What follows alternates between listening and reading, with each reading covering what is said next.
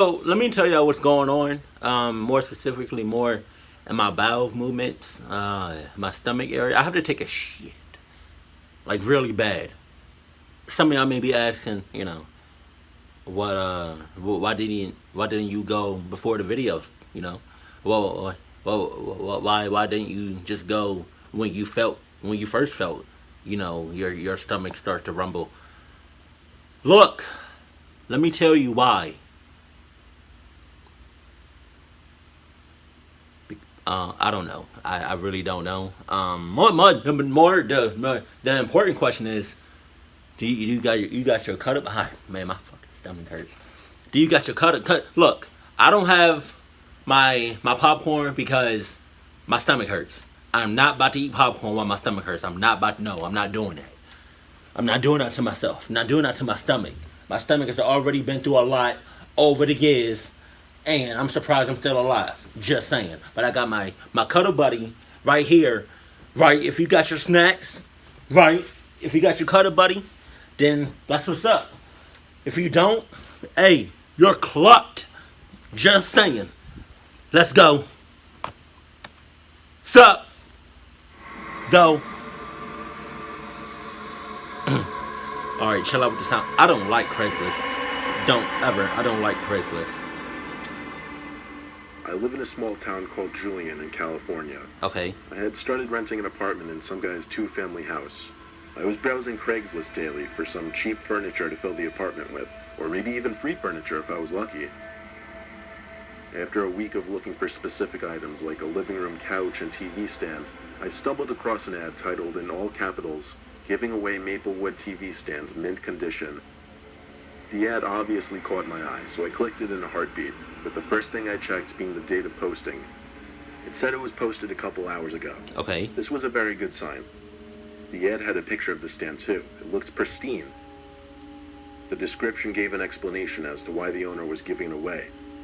Apparently her boyfriend was going away to the military and didn't have room to store a lot of his furniture, Right. nor did he have time to sell it, and she would be moving back with her parents. Okay, makes sense. There was a number attached to the ad which said call or text. Okay. I shot the man a text expressing serious interest in the stand. First thing I noticed was the green text, meaning he didn't also have an iPhone. That was always annoying to see because usually that meant the person would take longer to respond and I couldn't see when they were typing. I hate that. However, the person got back to me surprisingly fast. She introduced herself as Anna and said I could come take a look at that stand the same night at 9 when she would get home from work, if I'd like to. I got back to her within 10 seconds saying, yeah, absolutely. She sent me her address. I thanked her and she didn't respond after that. Come 8 o'clock, I sent her another text just to confirm that I could still come. She didn't answer. Who? Ha! I can see where this is going. No, thank you. No, thank you. I'm not. No, I can obviously see the red flags. One of them was, I said thank you. You're not gonna say you're welcome. You're not gonna be a. You're not gonna send no problem. You're not gonna send me a NP. You're not gonna say at least welcome. You're not gonna say nothing back. I said thank you. I hate I hate people that. You are so rude. You are so rude. That's one of them red flags. That's one of them. And it's a lot. And we just started this video, but I just said one of them. You're not gonna say you're welcome after I said thank you. Okay. Okay. Okay. By 8:30, I was getting a little concerned and antsy, so I decided to call her. It rang 5 times, then went to voicemail. Wow. I didn't leave a voicemail, but she finally texted me back a few seconds after I called her. She said you can come now. She lying. Wait. So I put the address into the GPS, hopped in my car, and off I was to the destination. It's a setup. I pulled up to the house and knocked on the door since she said don't ring the doorbell. I gave the door 3 sets of knocks to no avail. I tried calling her. Again, she didn't pick up. But after the call didn't go through, she sent another text, telling me to just let myself in. I'm sorry. We're family. We're family. I just farted. You heard that. I'm sorry. I love you. Hopefully you still love me after that fart. I'm sorry. Things just happen. Okay? But Obviously, you didn't come to the house with your Adidas on, so I mean, you might as well just go into the house. I'm not going to the house. Like, no, I'm not. I'm not doing that. It's obviously a setup. You can't. The fact that you don't see that make.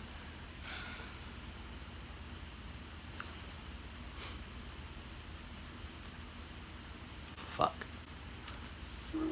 I stood there for a second and read her text over and over at least 3 different times before responding back, "Is there a problem?" I thought it was weird that she was telling me to let myself in. She didn't respond to that text though. How about you But left? after a few seconds of thinking it over, I grabbed the doorknob and pushed open the door. God damn it. It made a very distinct and alerting sound, so I was positive Anna could hear it from wherever she was. Why can't you just? I shut the door. It was on the darker side in the house, mainly because it seemed like a lot of the curtains were shut. It also had a very distinct, mildewy, cottony smell. Ew. I heard a voice call out from upstairs telling me to come up. No. I said, "Alright, be right there." But her voice sounded weird. I couldn't quite put my finger on it. Halfway up the stairs, I called up, "Anna, right?" She replied back, "Yup." Again, her voice sounded odd. I got to the top of the stairs, and there were 2 sides of the hallway I could go down. It's a man. I playfully called out, "Which side?" with a slight laugh in my voice. God damn. Even though deep down I was finding the situation incredibly sketchy.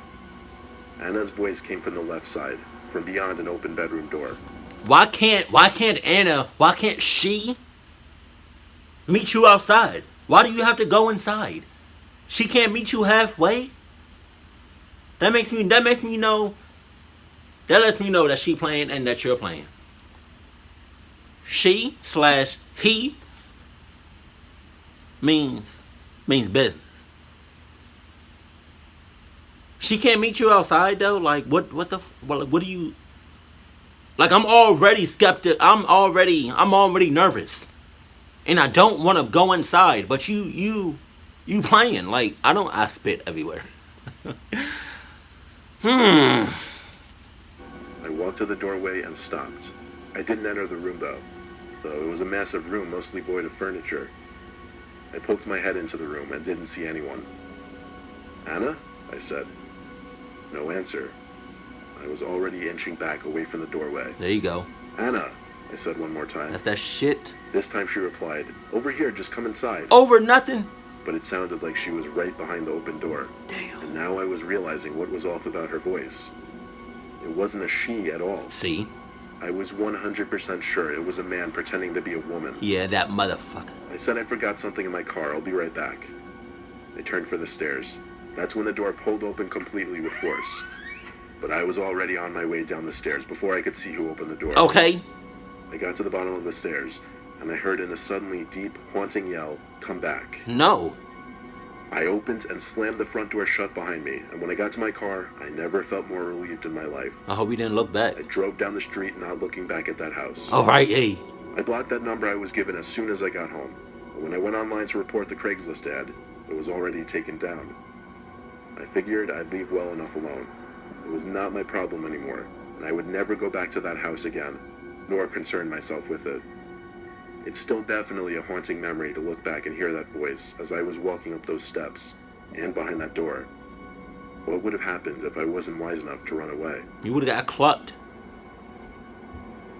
If you call somebody and the phone rings 4 or 5 times, they I'm playing. sharing this life experience of mine with the internet as a public service announcement to be careful on Craigslist or any similar websites.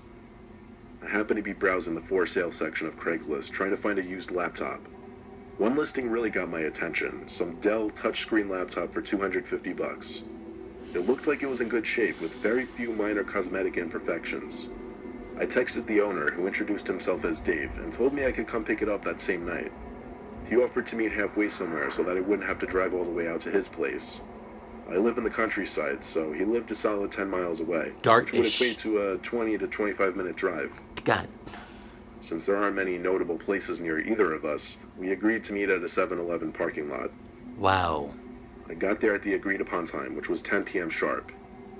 I waited around for a few minutes, then I decided I was going to give him a call. But just as I took my phone out of my pocket to call him, his name came up on my phone. He was calling me. Okay.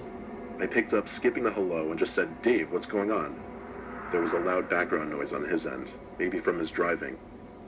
There was an initial moment of silence before he started talking. He said he wouldn't be able to make it all the way to 7-Eleven because his car was making weird noises and he didn't want to go too far from home. So he pulled over to the side of the road off some side street. But when we say side streets out here, we don't mean side streets surrounded by buildings or houses. Side streets out here usually mean roads with no streetlights and surrounded by forest or farms. Clock that. He gave some bizarre description of where he was. There was no way I'd be able to find it ordinarily. So I had him send me his location through his phone. He really was just parked on the side of some side road somewhere. I really didn't know if I was comfortable going at this point. It seemed way too suspicious. I'd heard all about those Craigslist horror stories before, and this seemed like the cliche build-up to one. Against my better judgment, I started driving over to Dave's location anyway.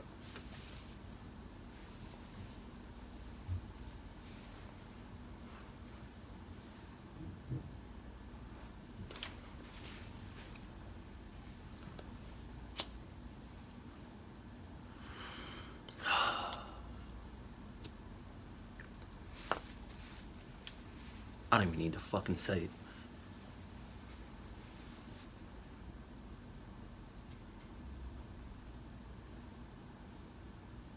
it. You're an idiot.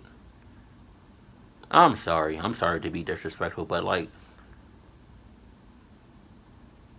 did you hear what he said? Did you hear what he said? He said it sounds like one of those cliche horror Craigslist stories that he heard about or seen or read about. I don't know what his exact words were, but he knows about those Craigslist horror stories. And the fact that you're in one, you know you're in one. You know you're about to be in one. So why would you even go any further with it? What you doing? Obviously, you don't have Adidas on.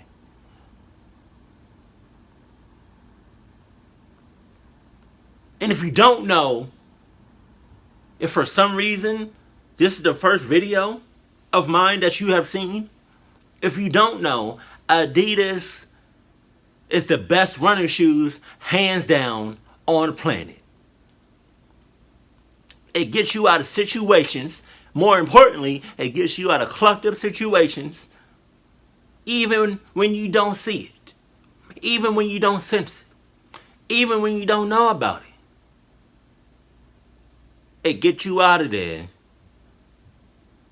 whether you know about it or not. So obviously, you don't have Adidas on. And at that point, I can't help you there. You're on your own. Sorry. Best of luck to you. But the fact that you know and read about and heard about Craigslist horror stories, and the fact that you said it yourself, that this is a build up to one,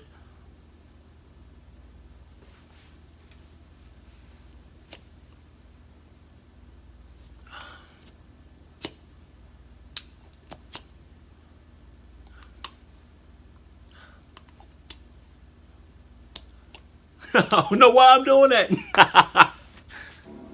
About 5 minutes of driving later on some completely pitch black road, I eventually saw the reflection of someone's taillights parked on the side of the road. So it had to be him. I pulled up behind the car on the grass next to a large cornfield but kept the car running.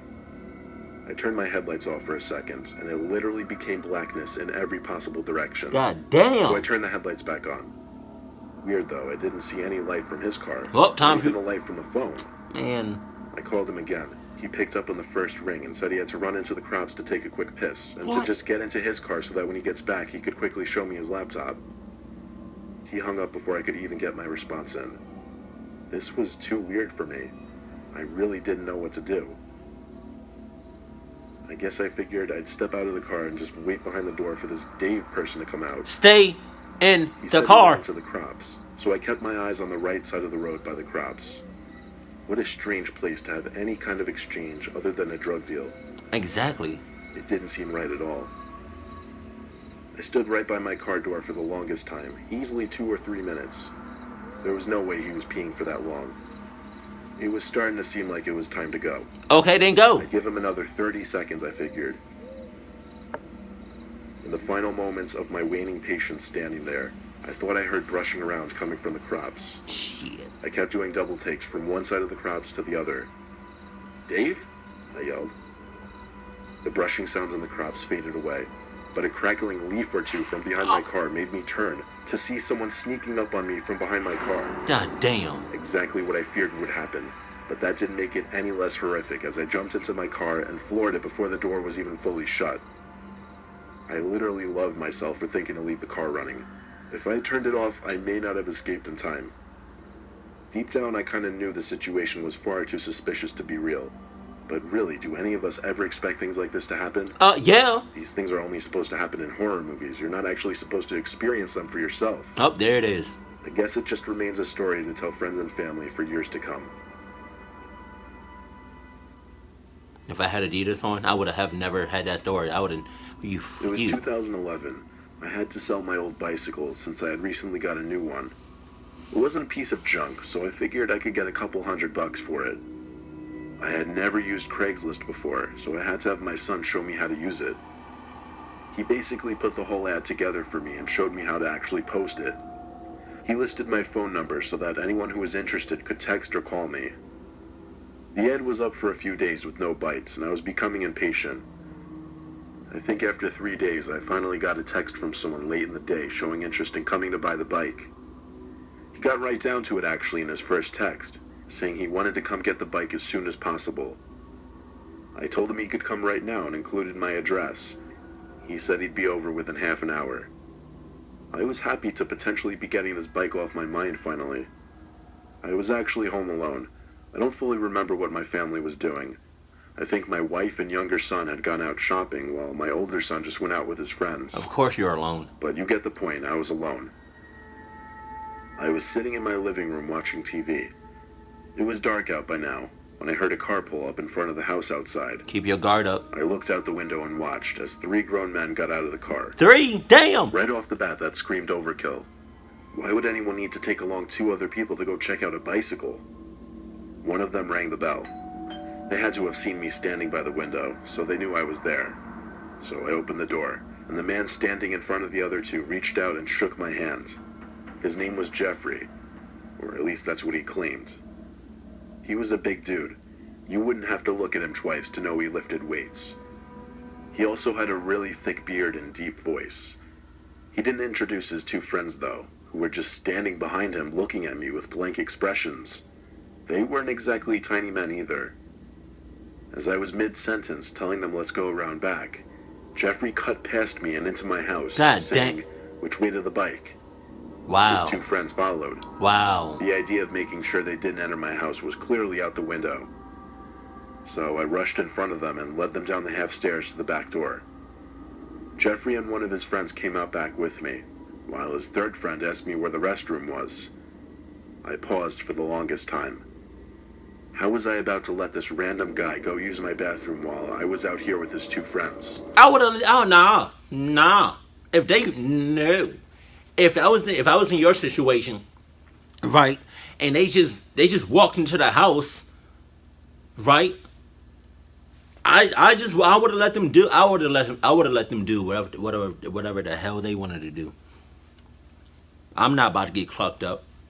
Go ahead and use whatever you want to use. Go ahead and cluck up whatever you want to cluck up.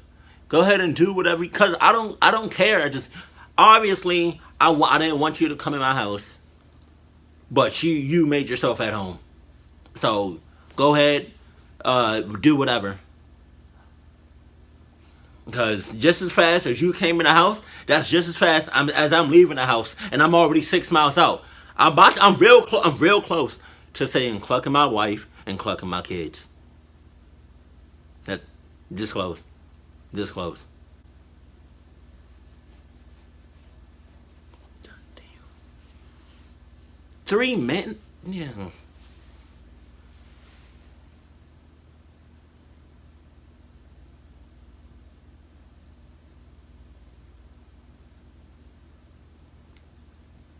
3 men for one bike.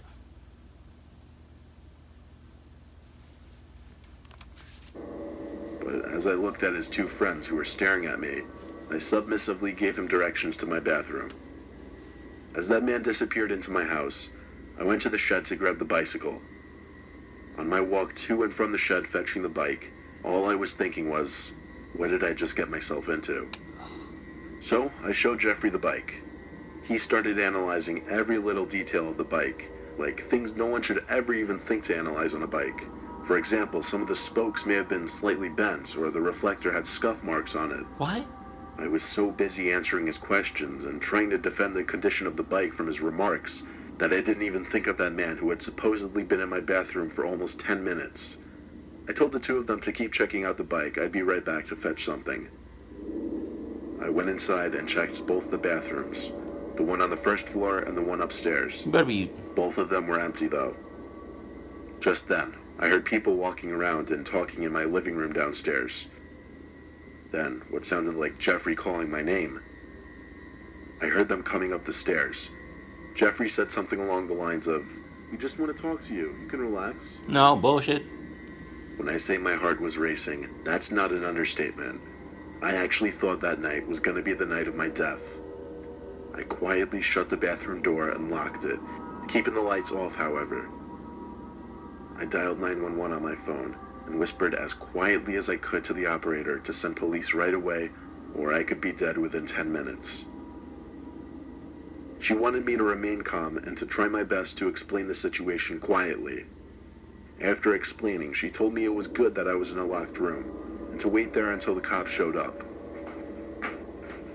Footsteps came up to the bathroom door and stopped. Then someone tried the door handle.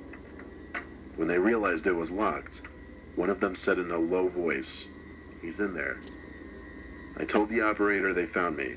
She said to stay where I was. After a few seconds of silence on the other end, there was a frighteningly loud bang on the door. And then another and another. They were trying to kick the door down. I screamed the cops are almost here, and then the kicking stopped. Why would you yell that shit? I heard them whispering to each other, and then I heard them stomping down the stairs. I didn't leave the bathroom until the cops showed up.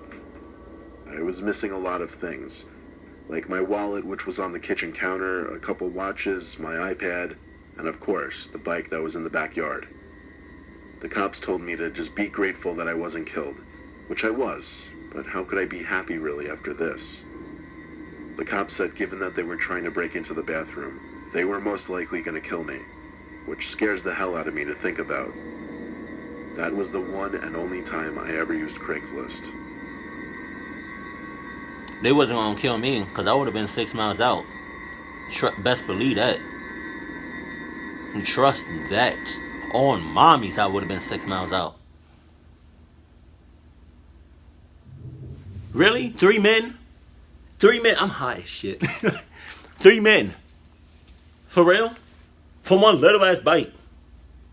That's what you didn't see nothing wrong with that.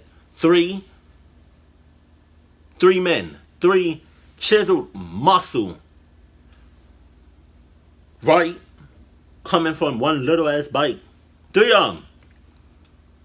3 muscles. Coming for you. For the little, you didn't see the problem. What the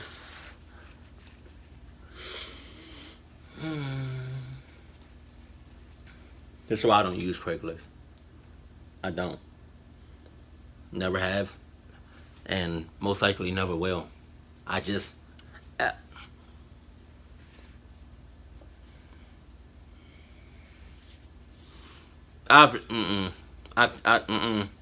Especially after the countless of times I have read and listened to horror stories about Craigslist, I'm not taking that chance. No, I'm not. And then how you gonna have the audacity to say, you like this, like you've read and watched horror stories about Craigslist, and then you're about to be in one for real in real life, and then you still go forward with that. Like, that doesn't make any sense. That doesn't make any clucking. That's like me saying,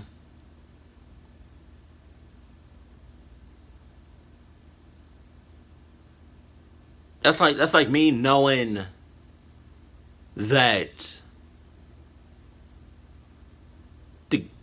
I'm messing, like, this girl that I'm messing with, right, has like the clap, right, and I know that 100% that she does, but I'm still,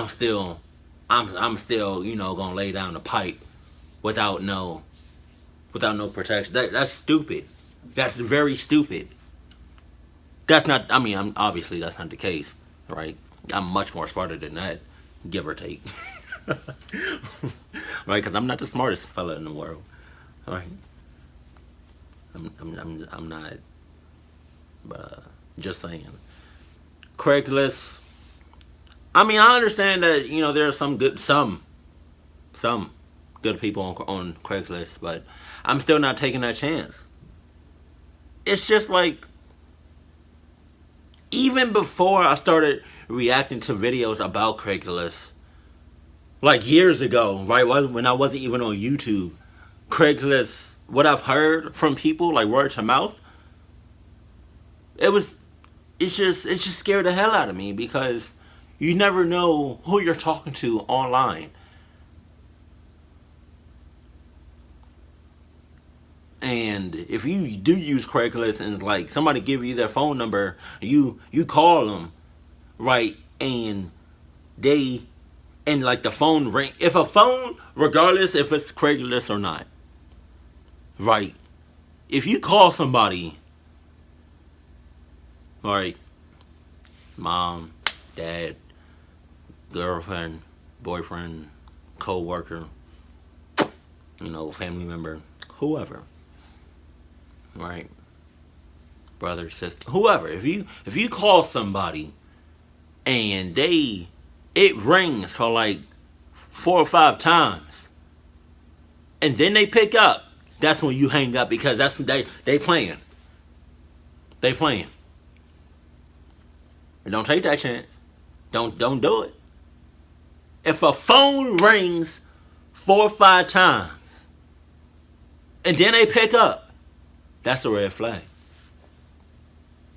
So, like I said, I have never messed with Craigslist, and I don't plan on ever messing with Craigslist. If you have, may God be with you. You know, you're all. I mean, I was gonna say you're awesome, but if nothing has ever happened to you before, I'm gonna keep you in my prayers. But it's just certain things I don't mess with, and Craigslist is one of them. Sorry, shit. Craigslist. It even sounds creepy. Craigslist. The name Craig is even creepy. Like, anybody you know named Craig, or a thing that you know named Craig, don't mess with it. Don't mess with that person. Craig. Who named something or someone Craig? Don't mess with nobody named Craig. Just saying. Keep it God damn, keep it cool, keep it classy, and I love you. Stay happy, my family.